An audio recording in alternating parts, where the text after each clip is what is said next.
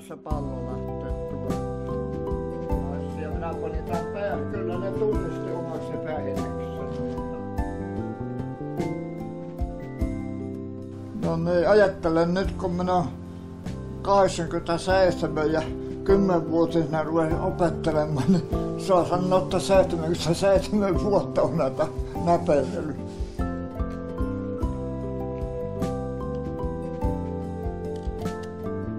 Joo, minähän jo lähdin 17-vuotisena kotoa maailmalle, niin siellähän minä Savotta käyn. Silloinhan minä tykkäsin kaikenlaista aikani kuluksi näppäräkulussa ja kämpillä.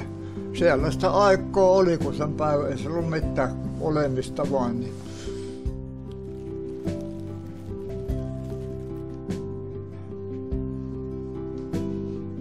Silloinhan se oli vaan se kaappala lieksa.